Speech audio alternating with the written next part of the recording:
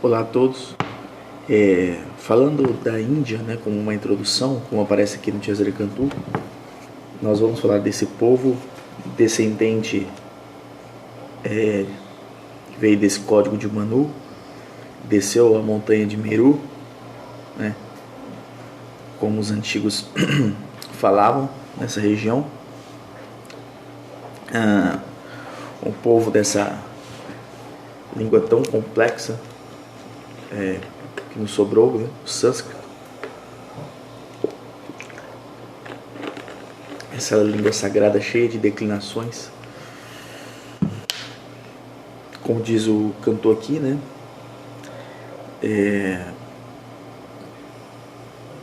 Fecundas colinas, de um lado Himalaia, de outro oceano. Lembrando que o nome Índia pode ser encontrado nos livros mais antigos, né? A população desse local se referia, o canto enumera aqui para nós uma lista de outras formas que esse povo se reconhecia, né? Por exemplo, em sânscrito às vezes aparece como Deccan. No Indostão eles se chamavam de Jambudvip, que é a ilha da árvore da vida. Às vezes aparece também como Mediaburne, que significa habitação do meio.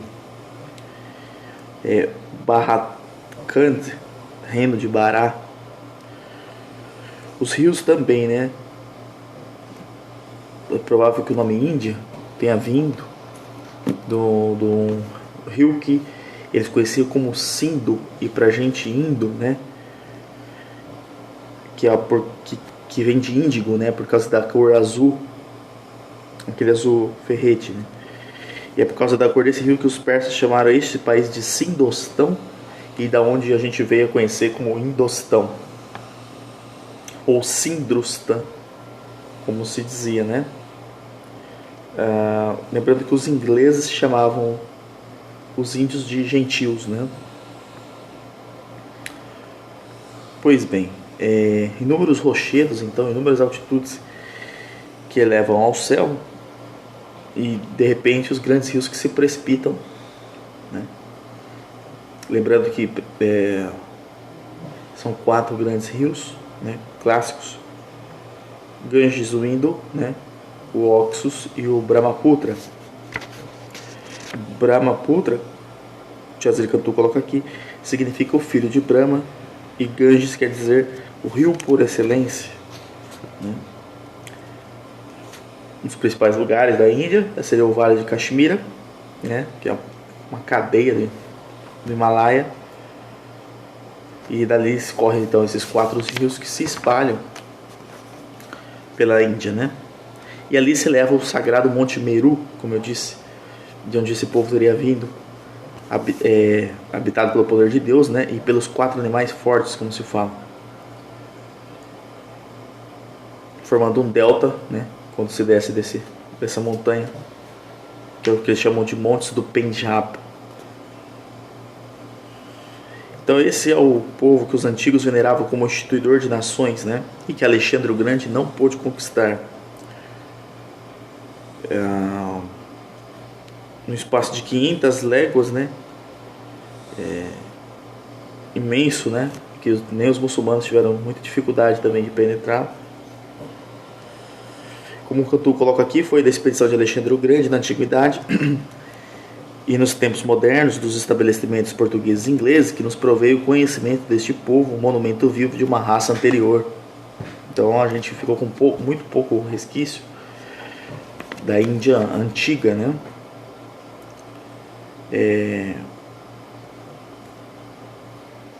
O Indo também é chamado de Sind, inclusive essa palavra aparece no alemão também, Sind, né? Com S, né? Mas com som de Z, que é o Rio Negro.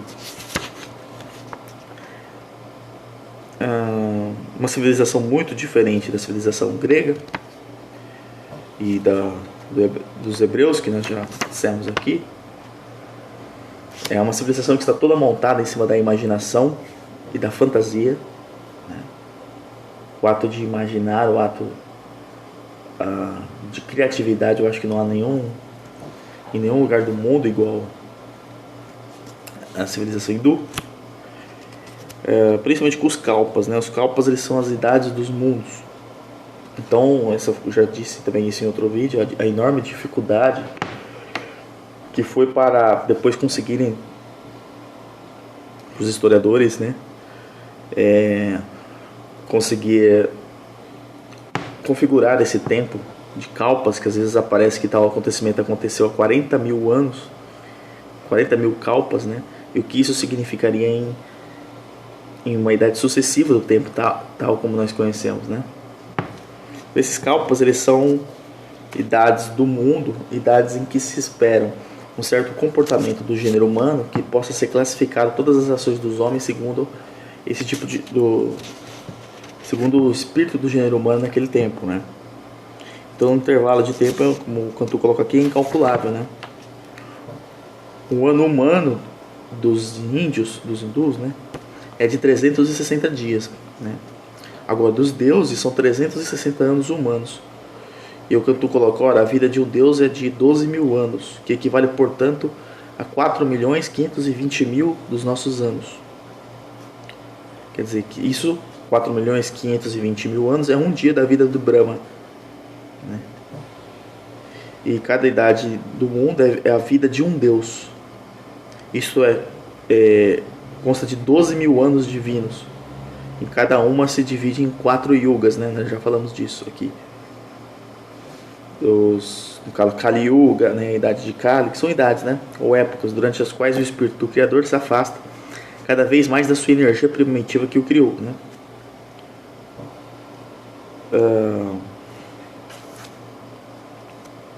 E prevê no final, né, a transformação dos homens em pigmeus, de modo que os homens não terão força para arrancar da terra a menor planta, né, sem o auxílio de um instrumento recurvado.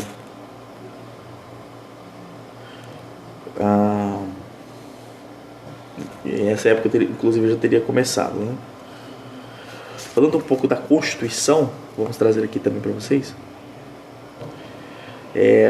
Quase toda a Constituição que vem do Código de Manu, o antigo Código de Manu, ela traz a ideia da queda das almas, né? A futura reabilitação do gênero humano. E de modo que a transmigração das almas, né, é um problema muito recorrente que dê sustentação e explique, né? É uma religião que trabalha muito com a ideia de transmigração das almas. Voltando aqui. Então, como a transmigração das almas é um problema muito recorrente dentro da religião, dentro do hinduísmo, o panteísmo, né, também vai ser também muito recorrente. Nós temos que perceber algumas características que aparecem na sua religião, né, como o ato da pronúncia do Om, que eu creio que o René não estudou muito bem, né, a forma como você pronuncia o Om, né, se o ar aspira mais o O inicial, ou se é mais o U do meio, ou se é mais o M do meio na meditação. E ele tem 3 significados distintos. Ou, por exemplo, o ato da viúva, se colocar para queimar junto do marido, né? Então, todos esses atos eles estão se perdendo, claro. Se você for para a Índia hoje, você vai ter dificuldade você vai ter que fazer um esforço para encontrar essa religião primitiva mesmo, desse povo. Ainda que exista muito, porque a Índia tem uma população absurda, né, de mais de 1 bilhão de pessoas. Mas nós lembremos aqui que o Cantu está trabalhando no século XIX. Então, quando os ingleses chegaram ali, era muito recorrente, né? Ele fala, por exemplo, da festa do carro, Tirunal, né? Mas o problema é que se você procura com esses nomes hoje em dia, que o Cantu coloca aqui, fica difícil de você encontrar. Algumas eu consegui encontrar com esse mesmo nome, outras já nem existem mais, assim, você não acha nem no Google. Então você tem que talvez estão contra os nomes, né? Então essa Tiranal, ou festa dos carros, né? Milhares de devotos puxam o carro de Deus no meio de cantos e das danças obscenas das bailarinas de todos os lados. Pais e mães com seus filhos nos braços se precipitam então debaixo das rodas para se fazerem esmagar. Inclusive há um grande livro do Hermann Hesse, né, que chama disso, né, Debaixo das Rodas. Então as pessoas se esmagam debaixo da roda que vai passando, né, para justamente demonstrar a força de seus deuses, né, que levam tudo a sua própria natureza, que não significa absolutamente nada, né? E por isso a força desse Deus, né? Ele significa que ele está passando por cima daquilo que na verdade não é nada, né? O ídolo de Jagrennath é outra região lá em Bengala, né? Que é onde tinha uma festa também, né? Feito de madeira e vestido, tendo os braços dourados, o rosto pintado de preto, a boca aberta com cor de sangue, é colocado na ocasião da solene procissão de junho, sobre um grande carro que vai de uma torre de 60 pés de altura, né? Apenas ela aparece, a multidão saúda, a qual se juntam assobios que duram uns minutos. Atam o carro, grandes cordas, onde se agarram homens, mulheres e rapazes, visto que é uma obra santa puxar o ídolo.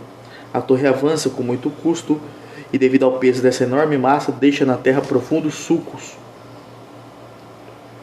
Então, estou esmagando tudo, né? Gente, às vezes uns colocam só o braço, outros colocam só a perna, às vezes se dá por inteiro. Então é um sacrifício terrível, né? Que nós não aguentamos nem assistir, né? Os sacerdotes recitam hinos e os peregrinos agitam ramos. E aí a cena então se torna terrível, porque a religião diz que uma libação de sangue agrada a Deus. Pobres fanáticos, desejosos de obter um sorriso da sua disforme divindade, deitam-se então debaixo das rodas. Alguns limitam-se a fazer esmagar só os braços ou as pernas, mas os mais santos oferecem o sacrifício da sua vida. O inglês Buchan fez em 1806 a peregrinação de Jagrennath, viu o índio deitar-se com o rosto no chão e as mãos estendidas para diante da passagem do carro. O seu corpo esmagado ficou muito tempo exposto à vista dos espectadores. Imagina a cena, que horror, né? Alguns passos mais longe, uma mulher se sacrificou do mesmo modo, mas por demasiada expiação quis prolongar a sua agonia e colocou-se de lado de maneira que não ficasse de todo esmagada, para sobreviver algumas horas em agonias. A ideia de sacrifício é que se existir agonia, né, melhor, né? Uma quantidade de devotos menos zelosos contentavam-se em expiar seus pecados com